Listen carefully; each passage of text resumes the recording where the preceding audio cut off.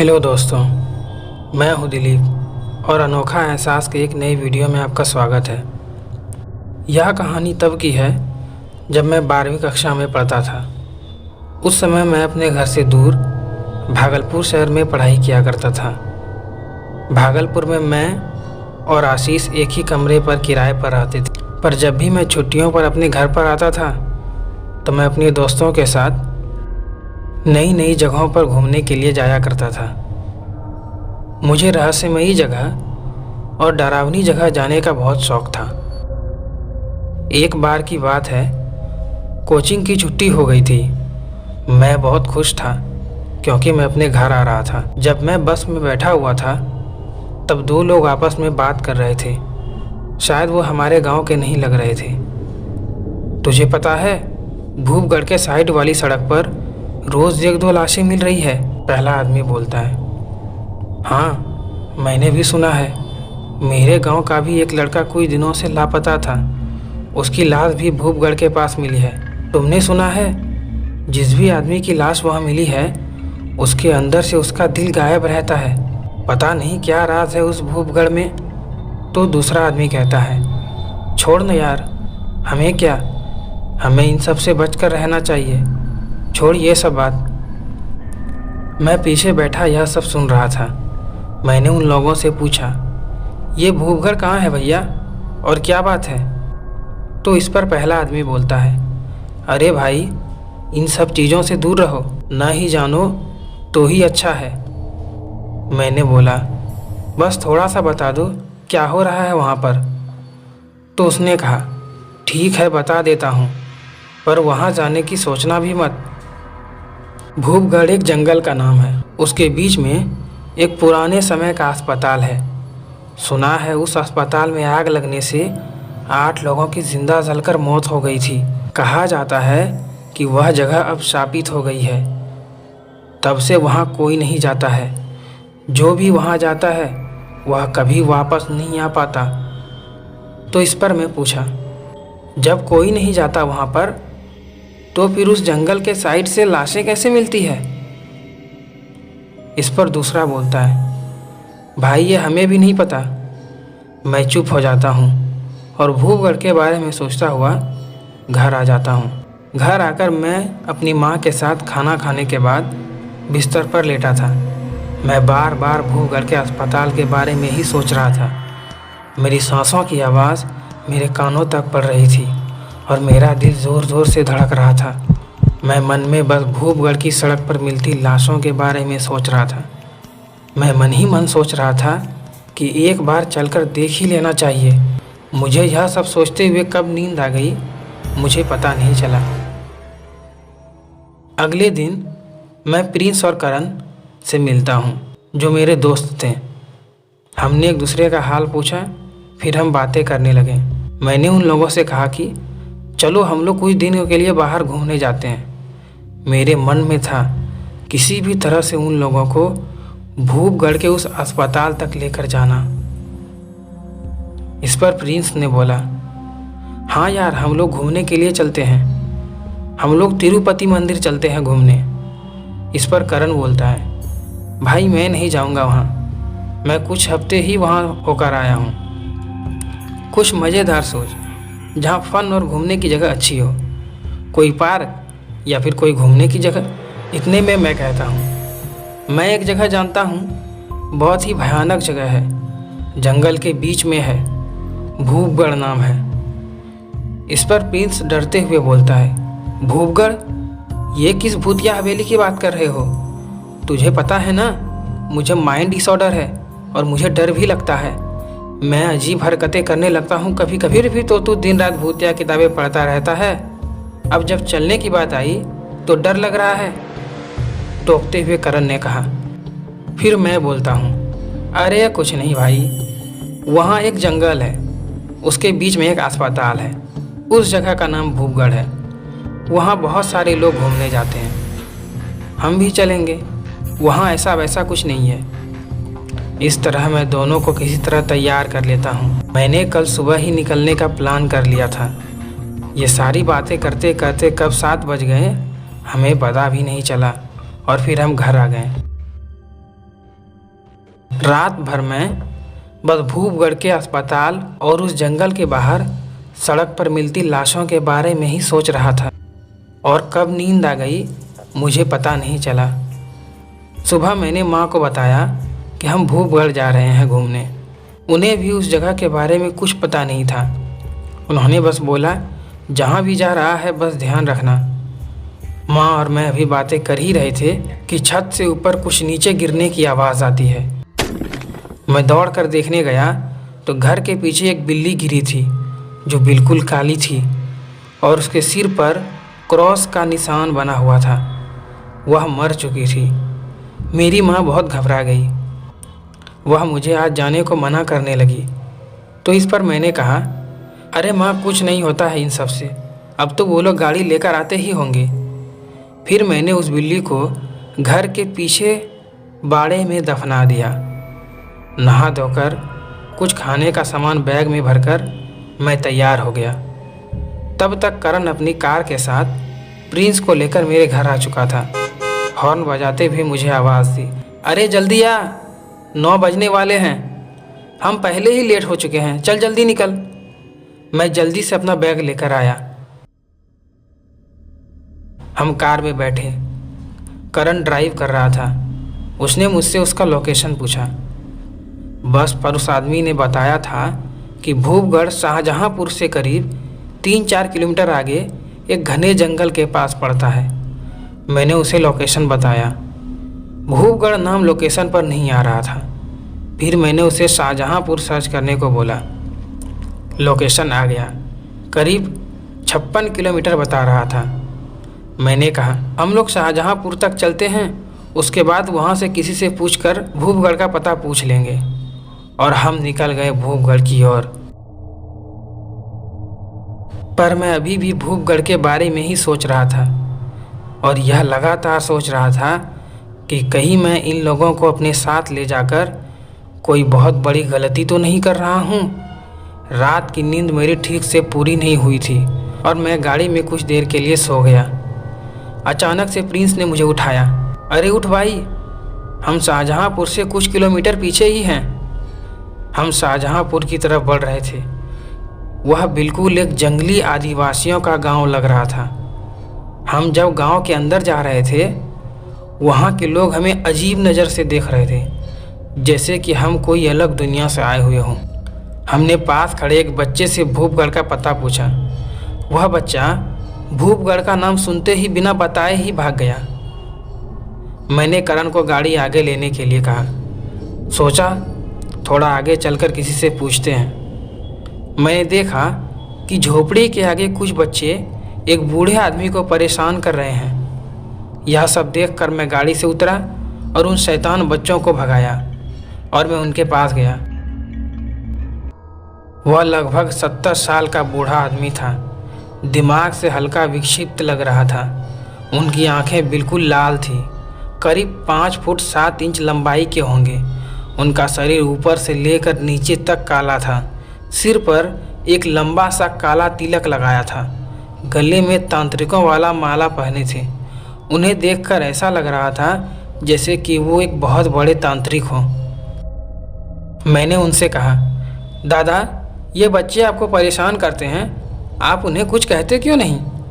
उन्होंने कहा, क्या करूं बेटा, मुझ में इतनी ताकत ही नहीं है।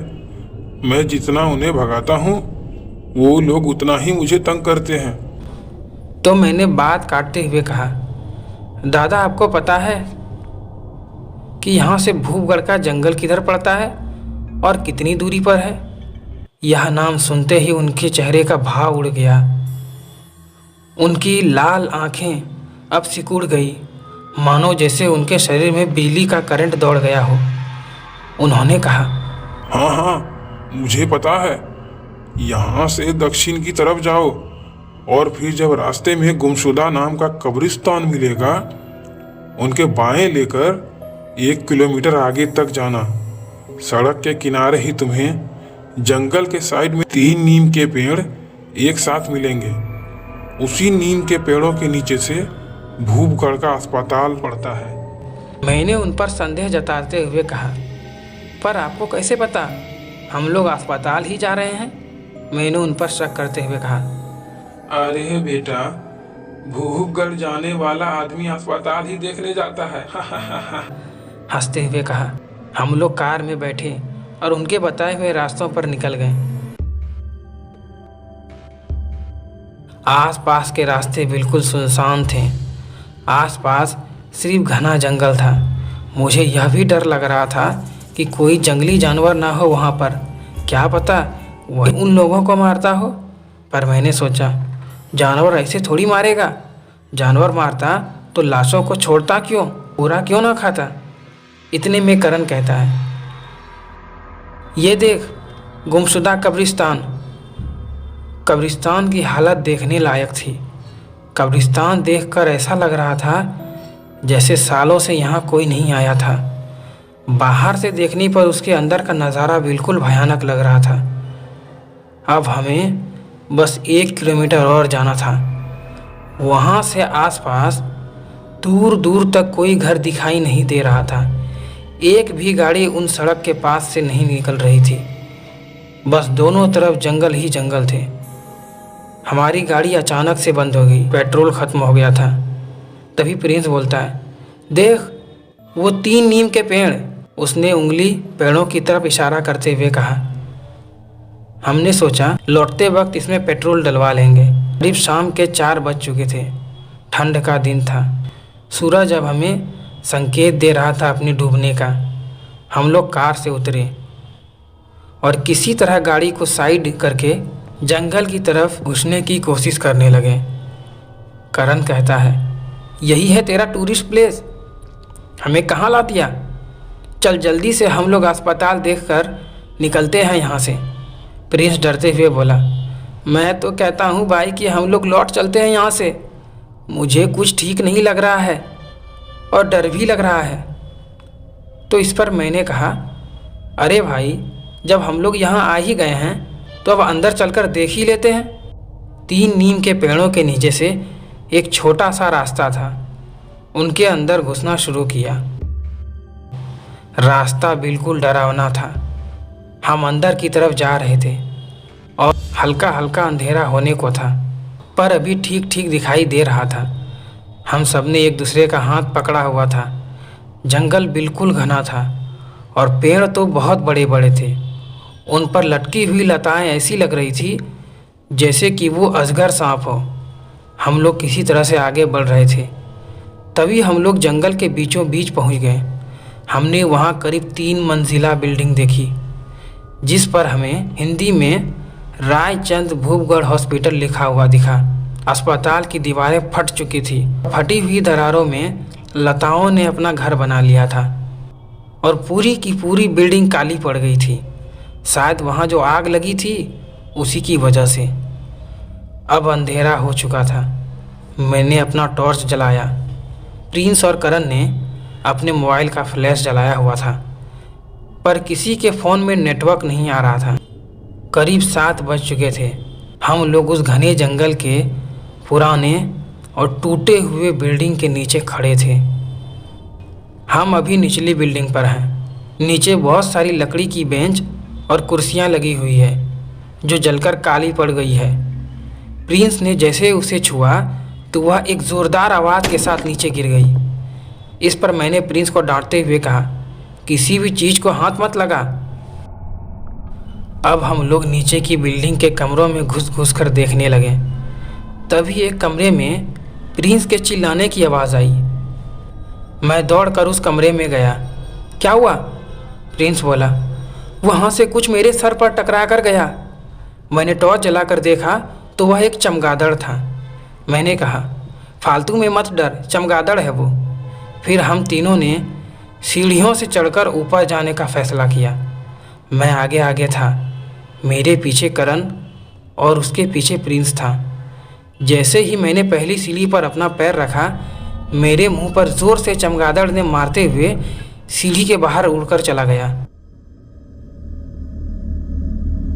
अब हम लोग ऊपर आ चुके थे। वहाँ पर हमें व्हील चेयर और काफ़ी सारी बेंच दिखती है। मुझे वहाँ की सामानों को देखकर ऐसा लग रहा था कि जैसे ये सिर्फ 20 और 25 साल पुरानी ही अस्पताल है। पहले फ्लोर पर लगभग 20 कमरे होंगे। हम लोग साथ में ही थे। हर कमरे में घुस घुस कर देख रहे थे। कभी आईसीयू, कभी डॉक्टर का कमरा। जगह जगह पर जले हुए लोगों के कपड़े मिल रहे थे। सारा मशीन जल चुका था। ऐसा लग रहा था जैसे यहाँ पर भीषण आग लगी थी और किसी को भी उस आग से बचना बिल्कुल नामुमकिन लग रहा था, क्योंकि ऊपर से कूदना तो सीधे मौत को दावत देना था और नीचे जाने के लिए बस पतली सी सीढ़ियाँ थी जिससे हम ऊपर चढ़कर आए थे। रात के 10 बज चुके थे। सब कुछ नॉर्मल चल रहा था। हम लोगों ने सुबह 3 बजे तक यहीं रुकने का फैसला किया। मैं तब यही सोच रहा था कि आखिर लाशों का क्या राज है। मेरा मकसद तो वही पता लगाना था। इतने में मुझे इमरजेंसी वार्ड से कुछ आवाज़ें सुनाई दी। मैं जल्दी से उसके अंदर घुसा। वहाँ पर रखी एक कुर्सी हिल रही थी। मैंने उसको रोका। देखा कि खिड़की खुली हुई है। मैंने पास की उस खिड़की को बंद कर दिया। खिड़की बिल्कुल टूटी हुई थी। मैंने किसी तरह से उसे बंद किया। मैंने सोचा कि शायद हवा की वजह से ऐसा हुआ है। मैंने खिड़की को बंद कर दिया और कमरे से बाहर आ गया। प्रिंस और करण एक साथ दूसरे कमरे में थे। तभी करण मेरे पास आकर बोला, कहाँ था तू? मैंने कहा, बस यहीं एक कमरे में कुछ देख कर आया। इतने में प्रिंस ज़ोर से दौड़ कर आया। उसकी आंखें बिल्कुल लाल हो चुकी थी और चेहरा बिल्कुल फूला हुआ लग रहा था। वह आ करके मेरे हाथ को खींचते हुए बोला, जल्दी करो, डॉक्टर साहब मेरे बच्चे को बचा लो। मैं उसके बिना जी नहीं पाऊंगा। मेरे बेटे का एक्सीडेंट हो गया है, जल्दी नीचे चलो। मैंने प्रिंस को जोर से हिलाया। अरे होश में आ, तुझे क्या हो गया है? ऐसा मजाक मत कर। यहाँ पर आवाज़ भी चेंज करना सीख गया है तू।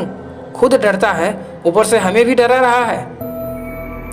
तो वह होश में आ गया। मैंने उससे पूछा तो उसने मुझसे कहा, भाई मैंने तो कुछ किया ही नहीं।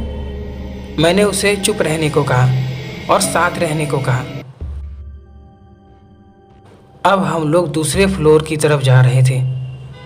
मैंने सुना था दूसरे फ्लोर के लोग ही आग में जले थे। वो लोग नीचे नहीं आ पाए थे। धीरे धीरे एक एक सीढ़ियाँ चढ़ते चढ़ते मन में कई सवालों के साथ हम लोग दूसरे फ्लोर पर आ गए। मुझे फिर से कुर्सियों की हिलने की आवाज़ सुनाई देने लगी। मुझे लगा खिड़की टूटी हुई है, हवा फिर से खुल गई होगी। दूसरे फ्लोर पर कुछ भी ठीक नहीं था। सारे सामान बिखरे पड़े थे और जले हुए सारे सामान दिख रहे थे। वहाँ पर चलते चलते मेरा पैर किसी चीज़ से टकराया। वो एक कंगन थी जो बिल्कुल अब भी नए की तरह चमक रही थी। तभी मैंने एक कमरे से किसी के फुसफुसाने की आवाज़ सुनी। मेरे बच्चे, मैं तुझे कुछ नहीं होने दूंगा। तू चिंता मत कर, डॉक्टर साहब तुझे कुछ नहीं होने देंगे। मैं उस कमरे की तरफ बढ़ा। मैंने जैसे ही कमरे की तरफ पैर रखा, मुझे ज़ोरदार का झटका लगा और मैं पीछे की तरफ गिर गया। कमरे का दरवाज़ा अपने आप बंद हो गया और अंदर से आवाज़ आई, डॉक्टर साहब मेरे बच्चे को दिल की जरूरत है। कैसे भी करके उसे दिल दे दो, वरना मेरा बेटा मर जाएगा। मैं वहाँ से उठा और ज़ोर से भागा। मैंने दोनों को भागने का इशारा किया, पर प्रिंस ने अपने भाव बदल लिए और हमारे पैर पकड़ दिए। डॉक्टर साहब प्लीज मेरे बच्चे को अपना दिल दे दो। यह बोलकर अचानक से वह हंसने लगा। करण ने किसी तरह मेरा पैर छुड़ाया। मैं और करण तीसरे फ्लोर पर भागे और ऊपर से आने का रास्ता बंद कर दिया। नीचे से हंसने की आवाज़ लगातार आ रही थी। मैं और करण ऊपर थे और कोई सेफ जगह ढूंढ रहे थे जहां पर हम लोग छुप सकें। तभी किसी ने आवाज़ दी, अरे भाई, आप किसे ढूंढ रहे हैं? आपकी क्या समस्या है? मैं डॉक्टर रायचंद हूँ, बोलिए। जब हमने पीछे मुड़कर देखा तो वह प्रिंस था। आंखें लाल थी, चेहरा फूला हुआ था। उसका होंठ किसी सड़े हुए नाली के गंदे के समान दिख रहा था। आंखों से लगातार काले कलर का स्याही जैसा कुछ निकल रहा था। खून से सना हुआ डॉक्टर वाला आला उसके गले में लटक रहा था और जोर जोर से हंस रहा था। मैंने जोर से सीढ़ी का गेट खोला और नीचे की तरफ भागा। प्रिंस, शायद जिस पर डॉक्टर रायचंद का साया था, उसने करण को खींच लिया। मैं भागते भागते ग्राउंड फ्लोर पर आ गया। मेरी सांसें फूल रही थी। मैं ज़ोर ज़ोर से हाँफ रहा था। मुझे कुछ समझ में नहीं आ रहा था कि मैं क्या करूं। अंधेरे में कुछ दिखाई भी नहीं दे रहा था। ऊपर से करण की बचाओ बचाओ की आवाज़ गूंज रही थी। साइड में मैंने एक हथौड़ा देखा। मैं उसे उठाकर ऊपर की तरफ जा रहा था। बस किसी तरह उन दोनों को लेकर वहाँ से भागना चाहता था। मुझे अपने किए पर पछतावा हो रहा था। मैं सीढ़ियों से अपने पैर को दबाते हुए धीरे धीरे ऊपर जा रहा था। मैं ऊपर गया। सब कुछ शांत था। प्रिंस और करण बेहोश थे। मैंने दोनों को होश में लाया। वो दोनों रोने लगे। हमें यहाँ नहीं आना चाहिए था। तुमने हमें कहाँ फंसा दिया? मैंने हिम्मत रखते हुए कहा, बस किसी भी तरह हमें यहाँ से रोड साइड तक पहुँचना है, तभी हम लोग यहाँ से जिंदा बचकर निकल पाएंगे। करीब रात के 12 बज चुके थे। हम तीसरे फ्लोर पर थे और दूसरे फ्लोर से लगातार सामान के जलने और गिरने की आवाज़ आ रही थी। हम लोग चुपचाप एक कोने में बैठे हुए थे। करीब 10 मिनट बाद आवाज़ आनी बंद हो गई। हम तीनों अब एक कमरा ढूंढ रहे थे ताकि सुबह तक वहाँ हम सेफ रह सकें। इतने में प्रिंस चिल्लाया, ये देखिए सब क्या है? वहाँ जो हमने देखा, हमारे होश उड़ गए। उस कमरे में कम से कम 15 से 20 इंसानी दिल थे और पूरा कमरा खूनों से भरा हुआ था। पास में रखी लोहे की जंजीर थी और उस जंजीर में 3 लाशें लटक रही थी जिनके जबड़े तोड़ दिए गए थे और उनके दिलों पर गहरे घाव थे। शायद उनसे ही दिल निकाला गया था। हम लोग अभी यह देख ही रहे थे, बाहर से किसी के आने की आहट सुनाई दी।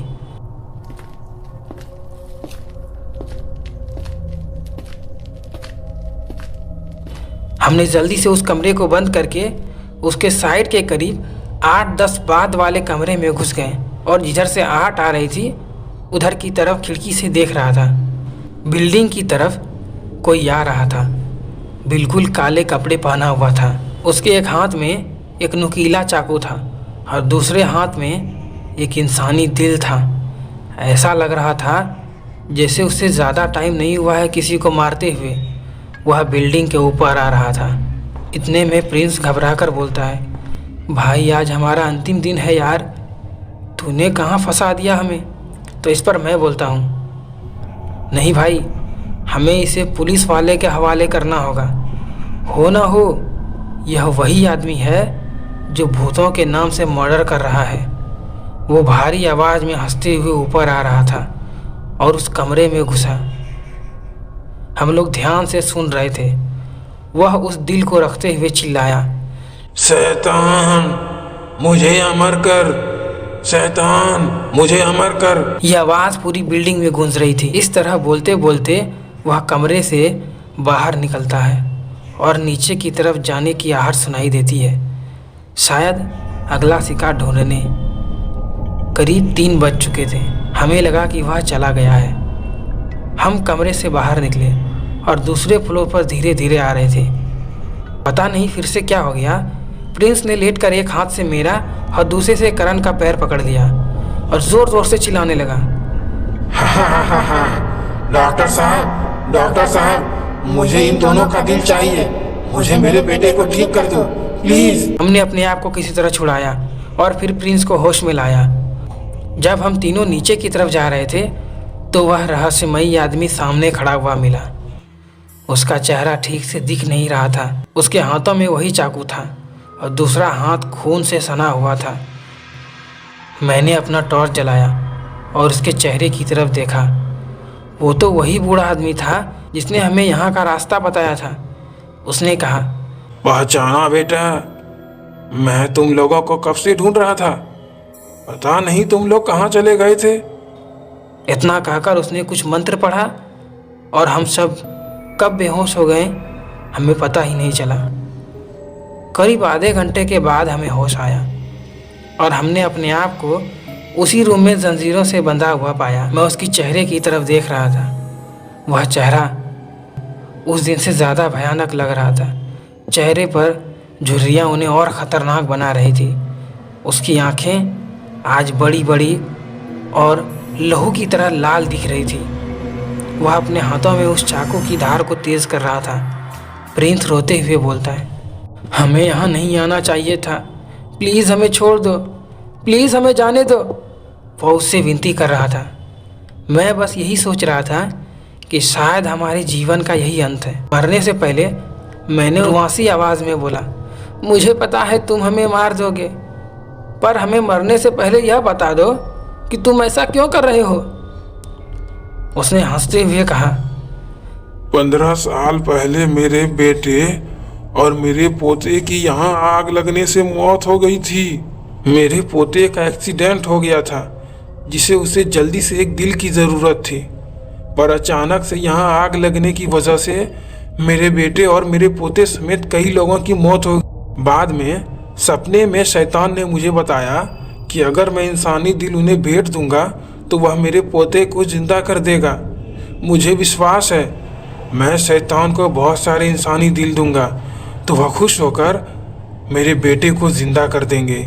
मैंने उनसे कहा, अरे बाबा ऐसा नहीं है, वो सब एक सपना था, असल में ऐसा थोड़ी ही होता है। वह हमारी बातों पर ध्यान ही नहीं दे रहा था। वह प्रिंस की तरफ चाकू लेकर बढ़ रहा था। एक एक करके उसने हम सबके शर्ट को फाड़ डाला। मैं किसी तरह अपने आप को छुड़ाने की कोशिश कर रहा था। मुझे एहसास हो रहा था जैसे कोई मेरे हाथों की जंजीर को ढीला कर रहा हो, या शायद उसने मेरा एक हाथ थोड़ा ढीला बांधा था। उसका ध्यान प्रिंस पर था। वह उसकी छाती पर कुछ निशान बना रहा था और साथ में मंत्र पढ़ता जा रहा था। इधर मैं अपना एक हाथ खोलने की कोशिश कर रहा था। मैंने अपनी पूरी ताकत लगाकर अपनी कलाई को ज़ोर से खींचा। उस समय पता नहीं मेरे अंदर बहुत शक्ति आ गई थी। उधर वो बूढ़ा अब हाथ में चाकू लेकर प्रिंस की तरफ बढ़ रहा था। उसे देखकर ऐसा लग रहा था जैसे वह प्रिंस के दिल पर चाकू से वार करने ही वाला है। मैंने एक ज़ोर का झटका अपने हाथों को दिया और मेरी हाथ खुल गई और साइड में रखे बक्से को उसके मुंह की तरफ फेंका। वह पीछे गिर पड़ा और उसके हाथों से चाकू छूटकर करण के पैरों के पास आ गिरा। मैंने करण को पैरों की मदद से चाकू मेरी तरफ करने को बोला। मैं वहाँ नहीं पहुँच पा रहा था क्योंकि मेरे पैर बंधे हुए थे और मेरी एक हाथ भी बंधी हुई थी। उसने किसी तरह से अपने बंधे पैरों से चाकू को मेरी तरफ सरकाया। वह बूढ़ा अब उठ रहा था। मेरा हाथ अभी भी उस चाकू तक नहीं पहुंच पा रहा था। मैं अपने आप को बहुत ज़ोर से चाकू की तरफ खींच रहा था और वह बूढ़ा हंसते हुए उठ रहा था और वह मेरी तरफ ही आ रहा था। मैं अपने आप को इतना ज़ोर से खींचा कि मेरे बंधे हुए हाथ बुरी तरह से कट रहे थे और उनसे बहुत खून आ रहा था। वह बूढ़ा अब मेरे से कुछ ही दूरी पर था। मैंने अंत में एक ज़ोर से झटके से चाकू को उठा लिया। तब तक बूढ़े ने अपना हथौड़ा उठा लिया था। मैंने जल्दी से अपने दूसरे हाथ की जंजीर को काटा और ज़ोर की आवाज़ से मेरे हाथों की जंजीर टूट गई। उसने हथौड़े से जैसे ही मेरे ऊपर वार किया, मैंने दोनों हाथों से उसे पकड़कर उसे ज़ोर से धक्का दिया। वह दूर जा गिरा। फिर मैंने जल्दी से अपना जंजीर और अपने दोस्तों की जंजीर को खोला। अब मुझे पता चल चुका था कि कोई भूत प्रेत उन लाशों का जिम्मेवार नहीं था। यही था जो इतने दिनों से लोगों को मार रहा था। हम लोग उसे पुलिस में देने के लिए सोच रहे थे, पर इतने में उसने हथौड़ा उठा लिया और अपने ही सिर पर जोर से मार लिया और धीरे धीरे कमरे में उसके खून की नदियां बह गई। वह अपनी बड़ी सी मुंह को फैलाता हुआ वहीं मर गया। सुबह के 5 बज चुके थे। अब हम लोग अस्पताल की बिल्डिंग से नीचे आ रहे थे। जब हमने नीचे से बिल्डिंग को लास्ट बार देखा तो ऐसा लग रहा था जैसे वो अस्पताल और उसका डॉक्टर रायचंद हमें धन्यवाद दे रहा हो। जंगल बिल्कुल शांत हो चुका था। अब अंधेरे का काला साया हटकर अब उजाले का प्रकाश आना शुरू हो गया था। अब हम लोग जंगल से बाहर की तरफ जा रहे थे। हम लोग अपनी गाड़ी में बैठकर घर की तरफ निकल गए। मैं आज भी कभी सोचता हूँ अगर लाशों की वजह अस्पताल में मरे हुए भूतों का नहीं था तो प्रिंस महल में ऐसी हरकतें क्यों कर रहा था? क्या सच में वहाँ रायचंद और उस बूढ़े के बेटों की आत्मा वहाँ घूम रही है?